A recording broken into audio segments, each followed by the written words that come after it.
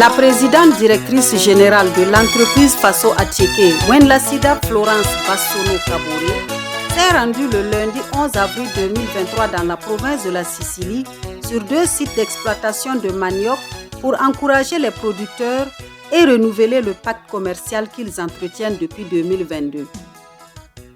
Ces actions entrent dans le cadre de la vision de Faso Attiéké qui compte bénéficier 50% des matières premières au niveau local pour la préparation des semoules de manioc d'ici à l'horizon 2024. Arrivée dans la province de la Sicile autour de 10 heures, après avoir parcouru 3 heures de route, Madame Bassono a ponctué sa première visite sur le site d'exploitation de manioc du village de Bétieliassan dans la commune de Léo. À Bétieliassan, après les salutations d'usage, elle a eu des échanges à bâtons rompus avec les membres de la société de coopérative simplifiée Nabonswende. Ils ont échangé sur la production du manioc et des difficultés rencontrées, mais aussi sur la commercialisation. La coopérative a été créée en 2022. Elle exploite le manioc sur une superficie de 26 hectares et est composée de 25 membres, dont 6 femmes et 21 hommes, appartenant à 3 villages qui sont Bétieliassan, Dom et Nablaliassan. Le président de la coopérative, Yacouba Gansore, du village de Bétieliassan, cultive 8 hectares de 3 variétés de manioc telles que la V5, la V4 et la variété locale. Il nous explique comment il arrive à produire. J'ai commencé la production du manioc de type V5 en 2011. On peut récolter 30 tonnes à l'hectare. S'il y a assez d'eau, on peut récolter jusqu'à 45 tonnes de tubercules de manioc. Pour lui, il n'y a pas de mévente puisque l'entreprise Faso Attiéké achète tout ce qu'il produit et ce n'est pas tout. Nous bénéficions des semences de l'INERA à travers le projet PDA. Le projet nous montre comment les utiliser. Monsieur Gansonré a également indiqué que la coopérative a reçu de l'aide de la part d'un projet nommé PDA pour la transformation du manioc en pâte. Nous avons bénéficié du projet, du matériel de transformation du tubercule de manioc en pâte. En plus de cela, il nous confie que l'activité ne se fait pas sans difficulté. Notre première difficulté, c'est le manque d'eau. Si nous avons assez d'eau, nous pouvons servir le manioc en quantité suffisante à nos partenaires de sorte qu'ils ne peuvent plus s'approvisionner à l'extérieur.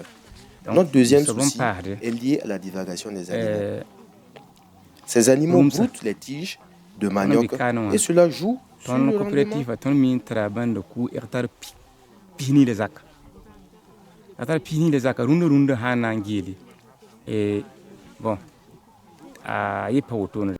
Quant à Bassirou Zizien du village de Dom, il nous parle ici des problèmes qu'il rencontre dans la chaîne de production du manioc. Nous sommes satisfaits du travail seulement. Ce qui nous manque, c'est l'eau. Et cela nous empêche de bien produire le manioc. Nous sommes contents de la venue de Faso Attiéké dans nos champs aujourd'hui et prions Dieu que Dieu nous aide.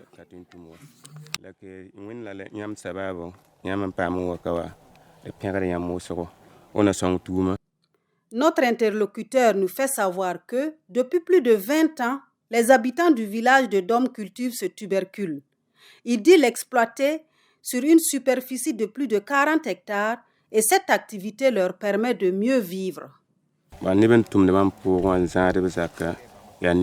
J'emploie 4 personnes dans mon champ de manioc. L'activité est rentable. La production du tubercule permet à mes employés de s'occuper de leur famille.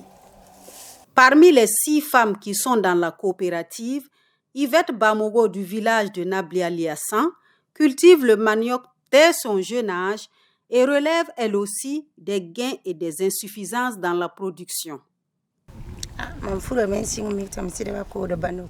Quand je me suis mariée il y a 22 ans, j'ai trouvé mon mari qui cultivait du manioc. Le manioc, c'est rentable pour nous, mais nos problèmes sont le manque d'eau et la divagation des animaux. Aussi, le temps que nous mettons pour aider nos maris dans leurs champs, avant de revenir cultiver les nôtres, la pluie a déjà cessé et cela joue sur la croissance du manioc.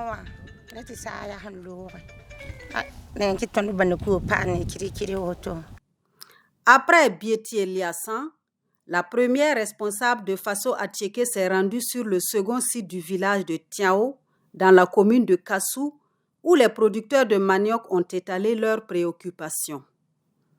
La coopérative Wenpanga, créée il y a 3 ans, bénéficie l'appui du projet d'intensification de la production et de la commercialisation du manioc sous contrat PACOM, qui finance la construction du siège de la coopérative.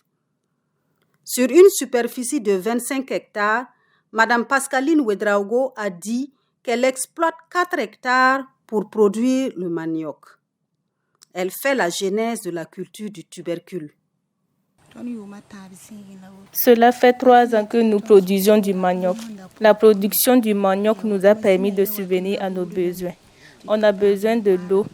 Nous demandons aussi de nous aider avec du grillage pour clôturer nos champs parce que les animaux font beaucoup de dégâts sur les plantes. Nous avons aussi bénéficié de formations sur les pratiques culturelles grâce à Faso Attiéké et le ministère de l'Agriculture.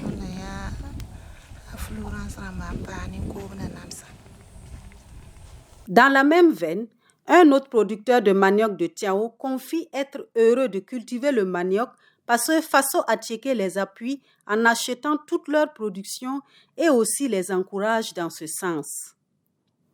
Monsieur Amadou Mathieu Kaboré livre ses sentiments. Nous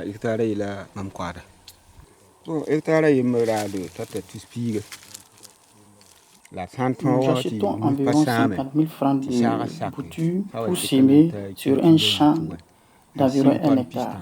Si les animaux ne rentrent pas dans les champs et qu'il y a eu une bonne pluie, en espace de 12 mois, nous pouvons récolter entre 30 à 50 tonnes de tubercules de manioc. Nous avons appris lors de la formation de l'agriculture de manioc qu'à partir de 9 mois, on peut faire des bonnes récoltes si toutes les conditions sont réunies. Chez nous, avec le manque d'eau, c'est autour de 11 à 12 mois que nous pouvons récolter.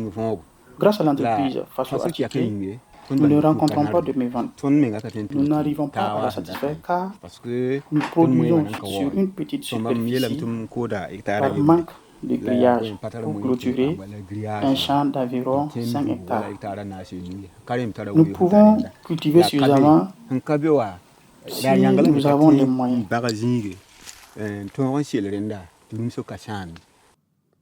Dans cette partie du Burkina, la pluie est pratiquement le seul moyen pour faire mûrir les récoltes.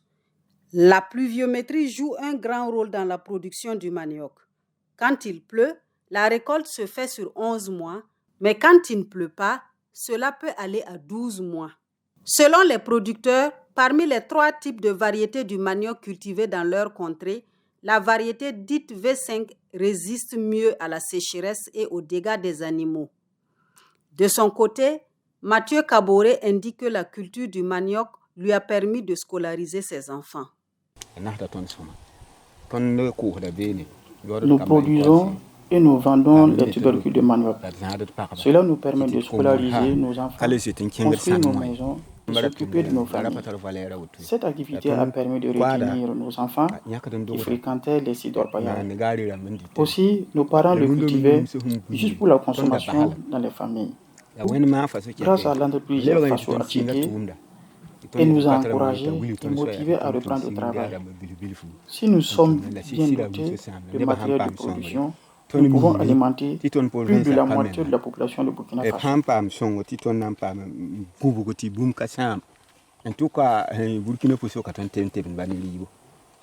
Pour booster sa production, le producteur utilise aussi des intrants. Nous utilisons environ 10 sacs de phosphate et d'engrais organiques dans nos champs de manioc. Les techniciens de l'agriculture nous ont appris aussi comment les utiliser dans les champs. Aussi, nous avons les fosses tumières qui nous servent dans la production du manioc. Au terme de la visite d'échange et de renforcement de partenariat, la PDG de Faso Attiéké apprécie la visite sur les 2 sites. C'est dans la zone de Léo que nous avons été d'abord ce matin. Léo, il y a plusieurs coopératives chaque coopérative est formellement reconnue et ensemble ils ont fait une union.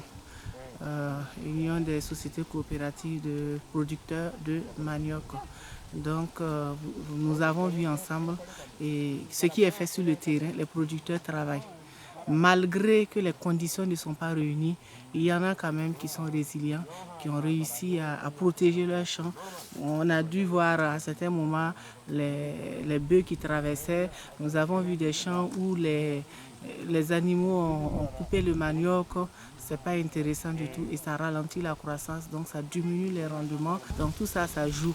Mais malgré ça, les producteurs tiennent bon. Madame Bassono décline les différents apports que sa structure offre aux producteurs. Faso Attiéké travaille avec ces producteurs-là en agriculture contractuelle agroécologique. Nous avons des partenaires qui ont vraiment accompagné. Il y a le PACOM qui les accompagne et nous avons le PCSA qui les a accompagnés. Nous avons d'autres partenaires, la GIZ qui a accordé par moment des formations. Donc, en passant, nous disons merci et nous disons merci à ces institutions financières qui les ont accompagnés. C'est vrai, les financements n'étaient pas suffisants, mais au moins ils ont commencé et on espère que les autres vont voir et croire et pouvoir accompagner ces producteurs-là. Comme perspective, l'entreprise Faso Attiéké compte regrouper tous les producteurs de manioc pour mieux les accompagner dans leur travail. Et Faso Attiéké compte cette année et vraiment mettre, c'est vrai, les terrains sont disponibles, mais nous comptons cette année et mettre en valeur avec les producteurs plus de 200 hectares pour la production du manioc. Parce que nous voulons réduire déjà d'ici 2024 l'importation de notre matière première à 50% d'ici 2024. Donc nous demandons aux producteurs de ne pas baisser les bras et de continuer à se prendre en charge eux-mêmes parce que le changement commence par eux et c'est en travaillant avec les efforts qu'ils auront le fruit, ils verront le fruit de leur travail. L'entreprise Faso Attiéké contribue à améliorer la qualité de ce produit alimentaire. Elle contribue à réduire le taux de chômage en favorisant la création des sources de revenus durables en mettant un accent particulier sur les femmes défavorisées. Pour atteindre son objectif de lutte contre la pauvreté chez les femmes vulnérables et servir du couscous de manioc de qualité qui respire la santé, Wenlasida Florence Bassono a entrepris d'accompagner les producteurs de manioc, notamment ceux de la province de la Sicile, à produire suffisamment ce tubercule afin que son entreprise ne parte plus s'approvisionner dans les pays voisins. Elle se bat aux côtés des cultivateurs pour obtenir des prêts auprès de certaines banques et lance un appel aux partenaires et au ministère en charge de l'agriculture d'investir davantage dans ce secteur qui contribue énormément à soulager les populations rurales. Kakwada, Kotuma Benere, Kotuma Benere.